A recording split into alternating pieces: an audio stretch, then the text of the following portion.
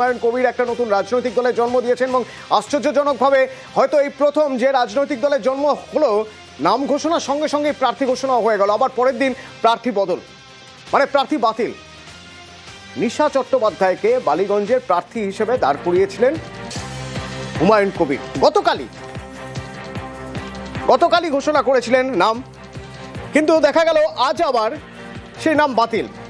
আচ্ছা, কে এই নিশা চট্টোপাধ্যায়? নিশা চট্টোপাধ্যায়কে বালিগঞ্জ বিধানসভায় প্রার্থী করে দাঁড় করানো হয়েছিল, কিন্তু যখন গতকাল তাকে প্রার্থী হিসেবে ঘোষণা করেছিলেন সে সময়ের ছবি একবার আপনাদের দেখাই, শোনাই হুমায়ুন কবির কি বলেছেন।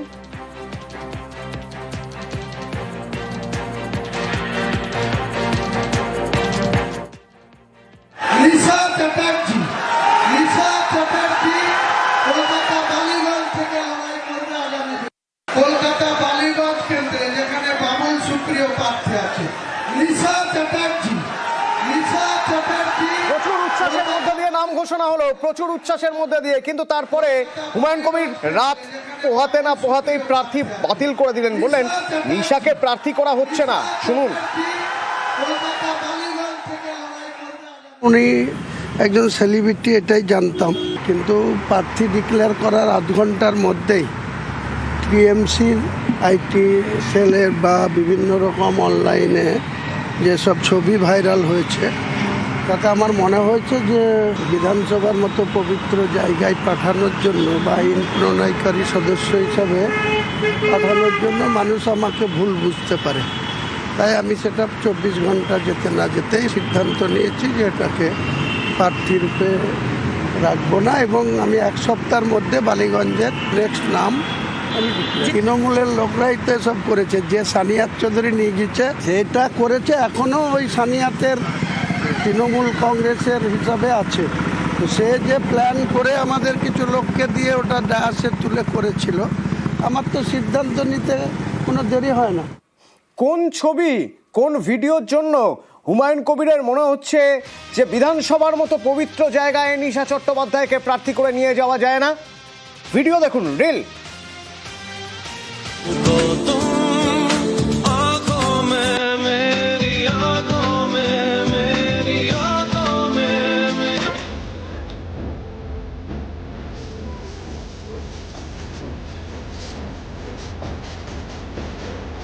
তো হুমায়ুন কবিরের নিজের দল, নিজের সিদ্ধান্ত, তার মনে হতেই পারে।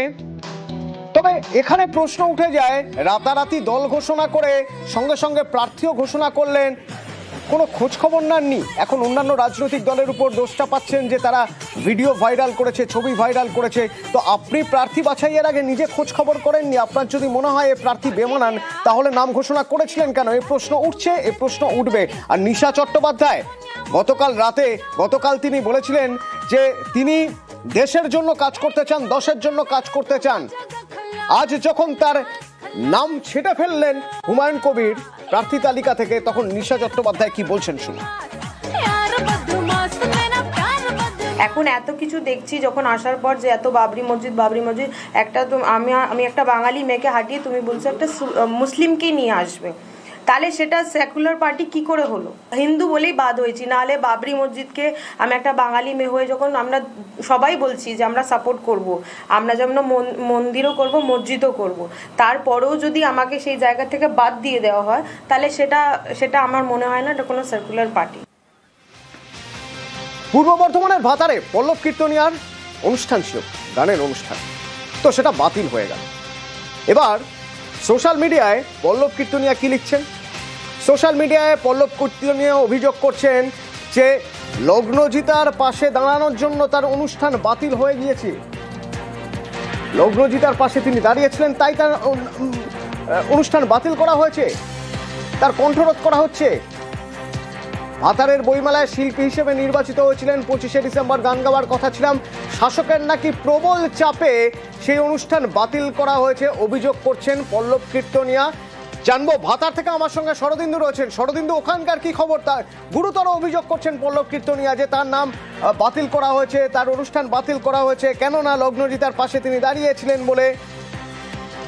একেবারেই অতনু, তুমি যেমনটি বলছিলে সোশ্যাল মিডিয়ায় তেমনই পোস্ট করেছেন পল্লব কীর্তনিয়া, এবং ভাতারে যে বইমেলা এবং উৎসব অনুষ্ঠিত হবে তা 24 তারিখ থেকে 30 তারিখ পর্যন্ত সেই উৎসব অনুষ্ঠিত হবে এবং সেখানে বিভিন্ন দিনে বিভিন্ন শিল্পীরা আসছেন। তেমনই 25শে ডিসেম্বর সেখানে পল্লব কীর্তনিয়ার সঙ্গীত অনুষ্ঠিত হওয়ার কথা ছিল, কিন্তু শেষ মুহূর্তে তাকে বাতিল করা হয়েছে। যদিও উদ্যোক্তারা বলছেন যে তাদের যে আর্থিক সংকুলান না হওয়ার কারণেই তাদের এই সিদ্ধান্ত নিতে হয়েছে, কারণ তাদের আর্থিক সমস্যা দেখা দিয়েছে অনুষ্ঠান আয়োজনের ক্ষেত্রে। সেক্ষেত্রে পল্লব কীর্তনিয়ার যে সাম্মানিক দেওয়ার কথা ছিল তা তারা দিয়ে উঠতে পারবেন না, তা বুঝেই তারা সেই অনুষ্ঠান বাতিল করেছেন। তো সেই ওই দিন অন্য কোনো শিল্পীকে রাখা হচ্ছে না বা নামী শিল্পীকে সেভাবে রাখা হচ্ছে না, এবং এর সঙ্গে শাসক দলের কোনো চাপ তারা পাননি, তাদের কাছ থেকে কোনো চাপ আসেনি এমনটাই তারা জানাচ্ছেন। এবং এই ঘটনাকে কেন্দ্র করে রাজনৈতিক চাপানোতরও সৃষ্টি হয়েছে। বিজেপির পক্ষ থেকে অভিযোগ করা হয়েছে এ রাজ্যে শিল্পীদের স্বাধীনতা নাই। অন্যদিকে তৃণমূল কংগ্রেসের বক্তব্য যে ভাতারে পল্লব কীর্তনিয়ার অনুষ্ঠান বা সে অনুষ্ঠান না করা গিয়ে তাদের পক্ষ থেকে কোনো রকম কিছু উদ্যোক্তাদের জানানো হয়নি, এবং রাজ্যে শিল্পীরা স্বাধীনভাবেই কাজ করতে পারছেন, তাদের মত প্রকাশ করতে পারছেন। এর সঙ্গে ভাতারে পল্লব কীর্তনিয়ার না আসার সঙ্গে তৃণমূল কংগ্রেসের কোনো যোগ নাই। ধন্যবাদ ধন্যবাদ ধন্যবাদ।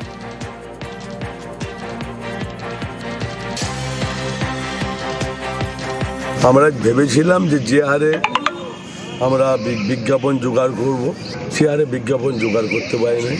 এছাড়াও আমরা মানুষের কাছে ফিনান্সিয়াল দিক থেকে যেটা সাড়া পাবো ভেবেছিলাম, সেটাও আশানুরূপ সাড়া না পাওয়ার জন্যে এই মতো অবস্থায় যদি পল্লববাবুকে আমরা আনতাম তাহলে হয়তো আমাদের ওনাকে ঠিক জায়গায় সম্মান দিতে পারতাম না। ওই জন্য আমরা ওনাকে বারণ করতে পারি। তৃণমূল কংগ্রেস কখনো শিল্পীর স্বাধীনতায় হস্তক্ষেপ করে না। এই ঘটনাতেও তৃণমূল কংগ্রেসের কোনো হাত নেই।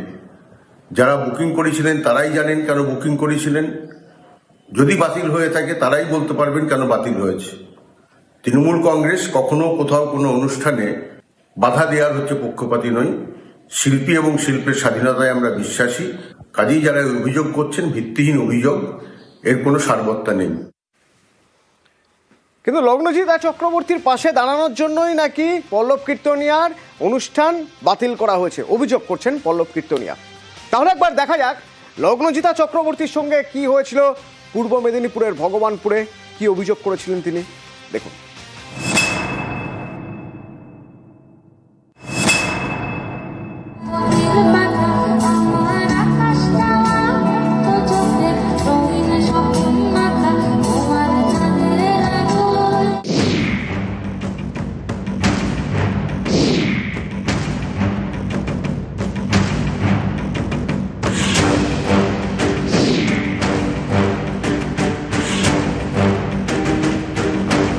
জাগো মা বলে একটা গান, যেটা এই পুজোতে দেবী চৌধুরানী বলে একটা ছবি রিলিজ করেছে। এইটা সেই ছবির গান। অবভিয়াসলি আমি গেছি ছবিতে। যখন আমি কথা বলছিলাম হঠাৎ আমরা রিয়েলাইজ করলাম যে একজন মানুষ স্টেজের দিকে ছুটে এলেন। উনি স্টেজে উঠে গেলেন এবং even before we could realize anything উনি আমার প্রায় এরকম একটা ডিস্টেন্সে চলে এলেন। প্রত্যেকে দেখেছেন যে উনি আমাকে মারতেই আসছিলেন স্টেজে। সবাই মিলে যখন ওনাকে ধরে টেনে নিয়ে সরিয়ে নিয়ে যাচ্ছে, তখন উনি চিৎকার করে বলেন যে অনেক জাগমা হয়েছে, এবার একটু সেকুলার গা, মানে তুই তো কারি।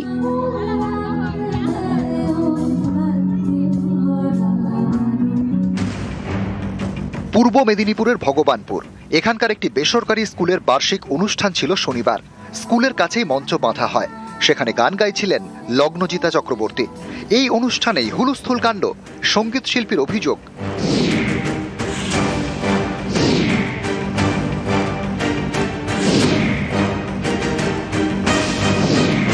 অনুষ্ঠান চলাকালীন মঞ্চে উঠে পড়েন মেহবুব মল্লিক, যিনি বেসরকারি স্কুলের কর্ণধার এবং অনুষ্ঠানের আয়োজক। তিনি মঞ্চে উঠে লগ্নজিতাকে মারতে যান বলে অভিযোগ। কয়েকজন মিলে মেহবুবকে ধরে ফেলেন।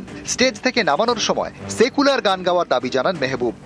জাগো মা বলে একটা গান, যেটা এই পুজোতে দেবী চৌধুরানী বলে একটা ছবি রিলিজ করেছে। এইটা সেই ছবির গান। অবভিয়াসলি আমি গেছি ছবিতে। যখন আমি কথা বলছিলাম হঠাৎ আমরা রিয়েলাইজ করলাম যে একজন মানুষ স্টেজের দিকে ছুটে এলেন। উনি স্টেজে উঠে গেলেন এবং even before we could realize anything উনি আমার প্রায় এরকম একটা ডিস্টেন্সে চলে এলেন। প্রত্যেকে দেখেছেন যে উনি আমাকে মারতেই আসছিলেন স্টেজে। সবাই মিলে যখন ওনাকে ধরে টেনে নিয়ে সরিয়ে নিয়ে যাচ্ছে, তখন উনি চিৎকার করে বলেন যে অনেক জাগমা হয়েছে, এবার একটু সেকুলার গা, মানে তুই তো কারি।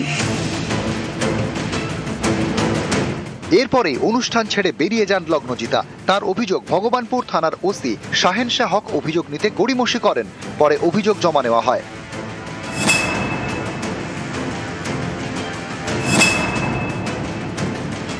থানার তরফেও ইনিশিয়ালি যেটুকু আমাদের কথা বলে মনে হয়েছিল যে ওনার শিল্পীর তরফে ওনার মনে হয়েছিল যে it could have been handle in a better way. So আমরা এসডিপিও লেভেলের অফিসারকে দিয়ে আমরা ওসির এগেনস্টও একটা ডিপার্টমেন্টাল এনকোয়ারি আমরা ইনিশিয়েট করেছি। লগ্নজিতার অভিযোগের ভিত্তিতে রবিবার গ্রেপ্তার করা হয় বেসরকারি স্কুলের মালিক তথা অনুষ্ঠানের আয়োজক মেহবুব মল্লিককে। উনি টাইম দিয়েছিলেন 4টায়, আমরা শীতের কারণে ওটা দেরি হয়ে গেছিলো, 6:30 বেজে গেছিলো। উনি এটাতে খুব রেগে যান, দিয়ে এক্সট্রা টাকার জন্য ডিমান্ড করেন। আমরা ওতে রাজি হইনি। আর উনি যে গানটা গেয়েছিলেন, তো ওই গানটাকে বলা হয়েছিল যে আপনি আরেকটা অন্য যে কোনো সেকুলার গান। ওনার মনে হয় প্রেস্টিজে লেগেছে, দিয়ে সঙ্গে সঙ্গে প্রোগ্রাম বন্ধ করে দেন এবং উনি থানায় এসে কমপ্লেন করেন।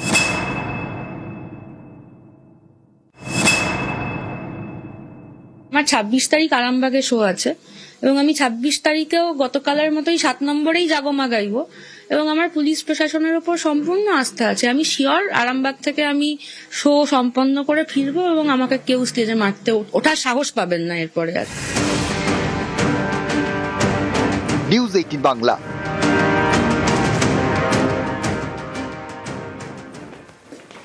একটা ছবি দেখাবো আপনাদের। ছবিতে দুজনকে দেখা যাবে, ভালো করে দেখুন। এই যে বয়স্ক একজন, ইনি কিন্তু তৃণমূল কর্মী, বয়স হয়েছে, একটু ভালো করে দেখা যাক। দেখুন, ইনি তৃণমূল কর্মী।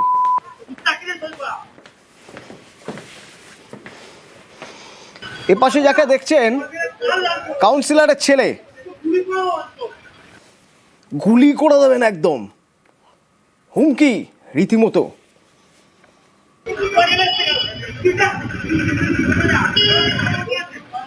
আচ্ছা, এই দাদাগিরি করা যায় এরকম ভাবে? দেখা তো যাচ্ছে করা যায়, কিন্তু কেন দাদাগিরি? আর এর বিরুদ্ধে কোনো পদক্ষেপ হবে না? প্রথমে কি ঘটনা জানবো, আমার সঙ্গে সুবীর রয়েছেন। সুবীর, পৌরসভার 32 নম্বর ওয়ার্ডের অন্তর্গত বেলঘরিয়া নন্দননগর এলাকাতে এভাবেই দলীয় অর্থাৎ তৃণমূল কংগ্রেসের প্রবীণ কর্মী তাকে কিন্তু একদম দলীয় অফিস থেকে ঘাড় ধাক্কা দিয়ে বের করে দেওয়া হচ্ছে। শুধু বের করে দেওয়াই হচ্ছে না, সেখানে কাউন্সিলরও ঘাড় ধাক্কা দিচ্ছেন। কাউন্সিলরের ছেলে অর্থাৎ জয় দাস, তিনিও ঘাড় ধাক্কা দিচ্ছেন। ঘাড় ধাক্কা দেওয়ার পরে কাউন্সিলরের ছেলে একদম প্রকাশ্যে সবার সামনে বলছেন গুলি করে দেবো। এই যে গুলি করে দেবো, এই ঘটনার পর থেকে, অর্থাৎ গত পরশু দিনের এই ঘটনা, এরপর থেকে কিন্তু এই যে দীপঙ্কর দে, যে প্রবীণ তৃণমূল কর্মী, তাকে কিন্তু পাওয়া যাচ্ছে না, অর্থাৎ তার কিন্তু কোনো খোঁজ নেই। পাশাপাশি তিনি আতঙ্কে কোথাও চলে গিয়েছেন বা কি বিষয় এখনো পর্যন্ত বোঝা যাচ্ছে না। কিন্তু কাউন্সিলরের ছেলের সঙ্গে যখন আমরা ফোনে যোগাযোগ করি, তিনি কিন্তু ফোন ধরেন না। কাউন্সিলর বলেছেন তর্কাতর্কি হয়েছে, কিন্তু গুলি করার কোনো যে ঘটনা, এটা কিন্তু সম্পূর্ণ মিথ্যে, তাদেরকে চক্রান্ত করে ফাঁসানো হচ্ছে। কিন্তু চেয়ারম্যান অর্থাৎ কামাদি পৌরসভার চেয়ারম্যান বলেছে যদি ঘটনা সত্যি হয় তাহলে কিন্তু পদক্ষেপ নেবে দলীয় নেতৃত্ব। এবং এই যে গোটা ঘটনা, এই ঘটনা কিন্তু ইতিমধ্যে সরব হয়েছে বিরোধীরা। ধন্যবাদ। কাউন্সিলর কি বলছেন একবার শোনা যাক। যেই ভদ্রলোক এখানে আসছিল, সেই ভদ্রলোকের সঙ্গে তর্ক হয়েছে, এটা বাস্তব ঘটনা। উনি লোনের জন্য ওনার ওয়াইফকে নিয়ে কামারহাটি পৌরসভায় গেছে। সেই পৌরসভায় আমার ছেলের নাম ভাঙিয়েছে, বলছে আমি জয়ের লোক, হ্যাঁ আমার লোনটাকে পাওয়ার ব্যবস্থা করে দিন। আপনি তাহলে বলছেন যে এই অভিযোগটা সম্পূর্ণ ভিত্তিহীন। এখানে সবাই এখানে ছিল, আমরা বলেছি তুমি এই কথাটা বলেছি, তুমি যাও বেরিয়ে যাও, এখানে আসবে না কোনোদিন, এই কথা আমরা বলা হয়েছে। পুরো ভাষানো হচ্ছে এখানে। অভিযোগ করলে পরে যদি এটা সত্য হয় 100% আমরা ব্যবস্থা গ্রহণ করব। এই পার্টির সঙ্গে কথা বলবো, পার্টি অফিস থেকে যদি ঘটনা হয়েছে এই পার্টির সঙ্গে কথা বলবো, তার জন্য যা শাস্তি সেটা তাকে পেতেই হবে, এর মধ্যে কোনো রকম ছাড় নেই। ময়মনসিংহের ভিডিও, যে ভিডিও শিউরে ওঠার মতো, যে ভিডিও নিয়ে তোলপাড় হচ্ছে বাংলাদেশ শুধু নয়, আমাদের দেশে বিভিন্ন জায়গায় বাংলাদেশের হাই কমিশনের সামনে সেখানে বিক্ষোভ দেখানো হচ্ছে। কি সেই ভিডিও? দীপু চন্দ্র দাসের, যাকে পিটিয়ে ঝুলিয়ে পুড়িয়ে মারা হয়েছে। তো তার আরেকটা ভিডিও আপনাদের দেখাবো, যখন পুলিশের কাছ থেকে তাকে নিয়ে যাওয়া হচ্ছে, পুলিশই বলা যেতে পারে তাকে তুলে দিচ্ছে তাদের হাতে, যারা তাকে মারধর করবে, পরবর্তীতে মেরে পুড়িয়ে ঝুলিয়ে রেখে দেবে। সেই সময় দীপু দাসের আরতি শুনুন।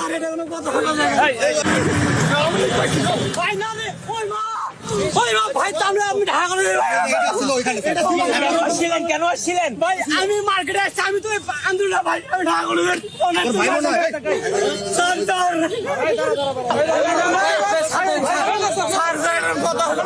আমি দেখাচ্ছি স্যার, এটা কোনো কথা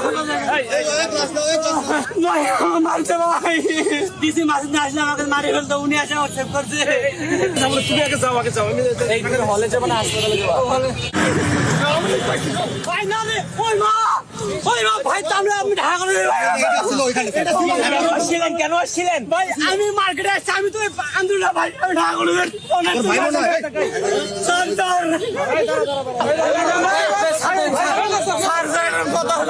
আমি দেখাচ্ছি স্যার, এটা কোনো কথা মারছে ভাই। ডিসি মাসুদ আসলে আমাকে মারি ফেলতো, উনি আসে হোয়াটসঅ্যাপ করছে। তুমি আগে যাও, আগে যাও, আমি হলে। আরতি, প্রাণ ভিক্ষা না, কোনো কিছুই কাজে আসেনি।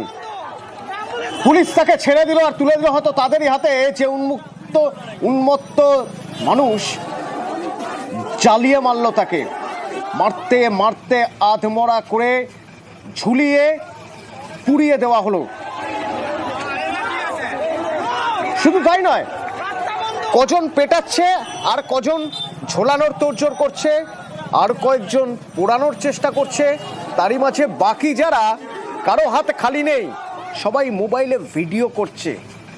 এক হিন্দুকে পোড়ানো হচ্ছে, সেই ভিডিও করছে। এই ছিল সেদিনের ছবি। বাংলাদেশ অশান্ত, বাংলাদেশ এখনো অশান্ত। ভারতের হাই কমিশনারকে ডাক ঢাকার। 10 দিনের মধ্যে দ্বিতীয়বার প্রণয় বর্মাকে তলব করলো বাংলাদেশের অন্তর্বর্তী সরকার। কেন? তার কারণ, তার ছবি আমরা দেখাবো। 14 ডিসেম্বর তলব করেছিল বাংলাদেশ বিদেশ মন্ত্রক। ভারত বাংলাদেশ কূটনৈতিক টানাপোড়েন চলছে। বাংলাদেশের বেশ কিছু ভিসা কেন্দ্র বন্ধ রেখেছে ভারত। এক রাতের মধ্যে বাংলাদেশের 3 ভিসা কেন্দ্র বন্ধ। আর এদিকের ছবি এবার আপনাদের দেখাই, দিল্লি। দেখুন দিল্লিতে বাংলাদেশ হাই কমিশনের সামনে উত্তেজনা, বিশ্ব হিন্দু পরিষদের বিক্ষোভ, পুলিশের সঙ্গে ধস্তাধস্তি, ব্যারিকেড ভাঙার চেষ্টা, দীপু দাসকে পুড়িয়ে পিটিয়ে খুনের প্রতিবাদ। শুধু দিল্লি কেন, কলকাতার ছবিও দেখাই আপনাদের। বেগবাগান, বাংলাদেশ ডেপুটি হাই কমিশন দপ্তর, সেই দপ্তরের সামনে হিন্দু জাগরণ মঞ্চের প্রতিবাদ, বিক্ষোভ।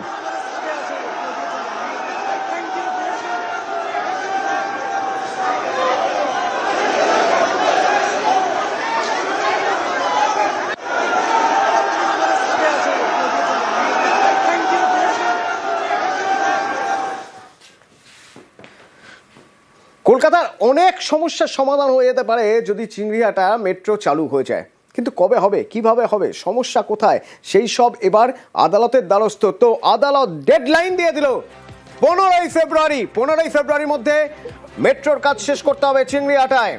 কি নির্দেশ জানবো, অর্ণব রয়েছেন আমার সঙ্গে। অর্ণব, দেখো, আজ ভারপ্রাপ্ত প্রধান বিচারপতি সুজয় পাল এবং বিচারপতি অজয় কুমার গুপ্তের ডিভিশন বেঞ্চ আজকে নির্দেশ জারি করেছে, যাতে নিউ গড়িয়া থেকে সল্টলেক পর্যন্ত যে মেট্রো প্রকল্পের কাজ, মূলত বেলেঘাটা থেকে গৌরকিশোর ঘোষ স্টেশন মধ্যে 3টে খুঁটি তৈরি করতে হবে, যেটা 63 মিটারের রেলপথ।